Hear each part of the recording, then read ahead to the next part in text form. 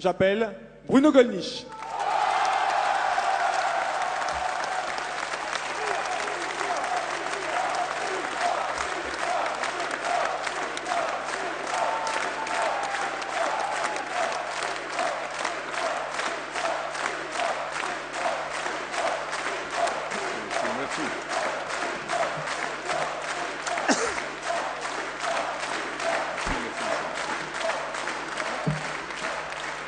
Merci. Chers amis, dans l'éthique qui est la mienne, et j'en suis sûr la vôtre, lorsque l'on participe à une compétition, on en admet le résultat.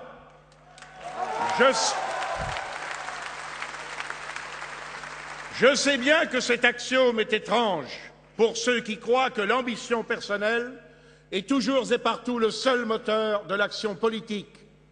Mais le service d'une cause telle que la nôtre a d'autres exigences. Et moi aussi, j'ai d'autres exigences.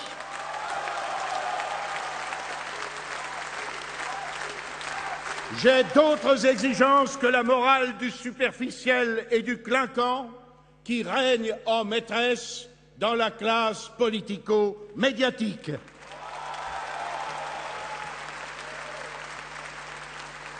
Vous me permettrez donc, en premier lieu, de présenter mes chaleureuses félicitations à la nouvelle présidente du Front National, Marine Le Pen.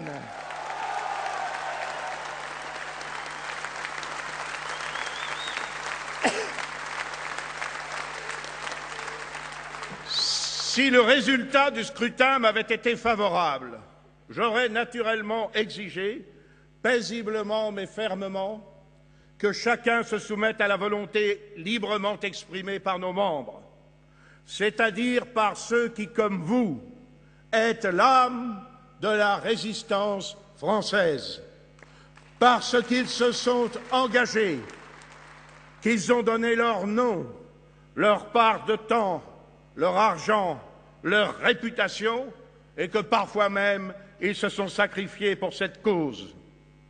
Le résultat de ce scrutin ayant désigné Marine Le Pen, c'est sans arrière-pensée et sans amertume que je me soumets à la volonté librement exprimée par la majorité de nos membres.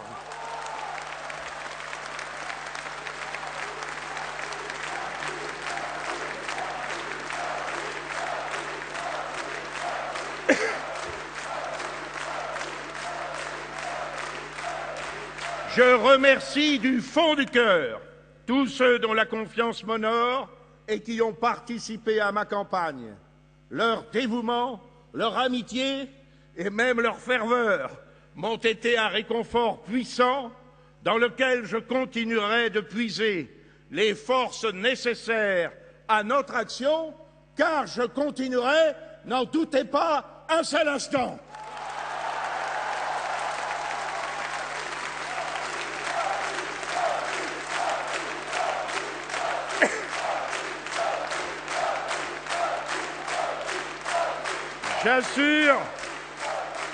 J'assure aussi tous ceux qui ont contribué à la campagne et à la victoire de Marine de mes sentiments d'amitié et même de fraternité, car nous sommes tous embarqués sur le même navire et il est de notre responsabilité historique de le mener à bon port. Oui, je continuerai naturellement à servir la cause que j'ai toujours servie. Depuis les bancs d'une université de Nanterre, livrée aux marxistes et saccagée par les amis de M. Cohn-Bendit et de M. Mélenchon, passé des nervis trotskistes au Grand Orient de France, mais toujours aussi sectaire. La France que j'ai servie à bord des navires de la Marine nationale sur lesquels sont inscrites en plaques de bronze à bâbord et à tribord les devises honneur et patrie, valeur et discipline.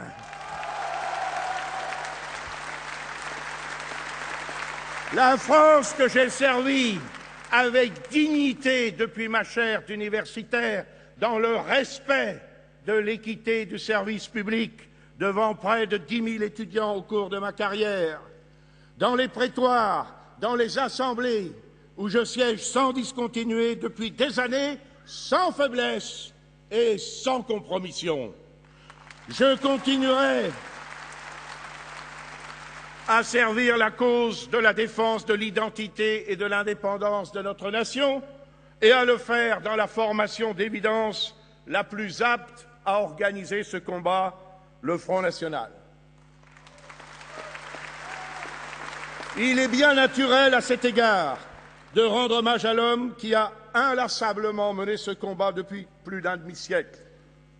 Depuis l'Indochine, en lutte contre l'agression communiste, jusqu'à la tribune de l'Assemblée nationale, de l'Algérie française au banc du Parlement européen, au milieu de difficultés et d'épreuves innombrables, qu'elles soient d'ordre humain, politique, financier, judiciaires ou autres. Oui, il en a fallu du courage et de la persévérance pour rassembler la droite nationale, affronter l'ensemble du système médiatique et politique, afin de la sortir de la marginalité où l'avaient, semble-t-il, confiné les vicissitudes de l'histoire et ses défaites terribles, quoique honorables. Oui, terribles, quoique toujours honorables. À cet homme, Jean-Marie Le Pen, aucune manœuvre, aucune injustice n'a été épargnée par ce système qui gère la France si mal et qui défend si férocement ses intérêts les plus immoraux. Je le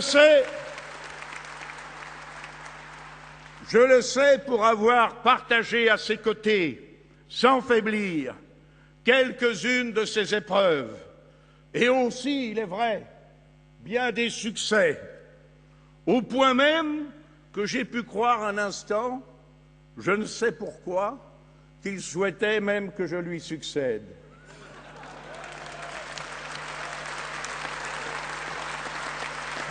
De ce remarquable orateur étonnamment cultivé, dont les interventions politiques et parlementaires, les écrits, les discours couvrent des dizaines de milliers de pages, l'opinion publique a été conduite à ne retenir que 2 ou 3 expressions qualifiées de dérapage. Étrange société que celle que l'on conduit à s'indigner pour quelques mots et qui trouve parfaitement normal les actes, l'incompétence, la lâcheté, les plus évidentes et les plus graves trahisons de sa caste dirigeante.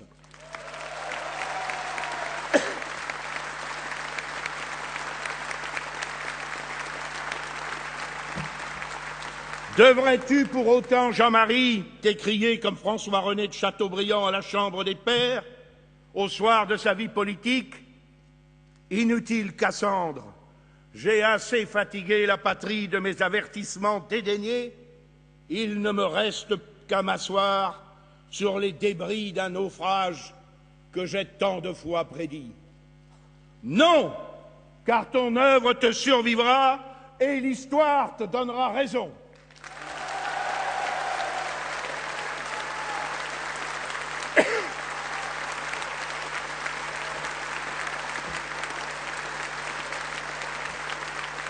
Si cet homme exceptionnel s'est prononcé en faveur de ta candidature, Marine, c'est bien sûr qu'il te juge digne de cet héritage politique. La tâche, nous le savons tous les deux, est incroyablement difficile, mais elle est exaltante. Et surtout, elle est nécessaire au redressement de notre pays pour le sortir de l'ornière boueuse du déclin et de la décadence dans tous les domaines. C'est ce que nous voulons de toutes nos forces. Et pas seulement, j'en suis sûr, ceux qui ont soutenu ma candidature, composante incontournable de notre mouvement, puisqu'il représente le tiers des voix exprimées dans ce scrutin présidentiel et presque la moitié des élus de notre comité central. Oui, nous voulons tous ensemble lutter contre cette terrible décadence qui se manifeste dans tous les domaines sans exception, décadence morale, démographique, culturelle, administrative, sécuritaire, économique, sociale, diplomatique et stratégique. Décadence morale qui devra cesser par l'arrêt des repentances incessantes et injustifiées, la remise à l'honneur des valeurs traditionnelles et de droits naturels. Ce n'est pas ringard, c'est moderne de défendre les valeurs traditionnelles.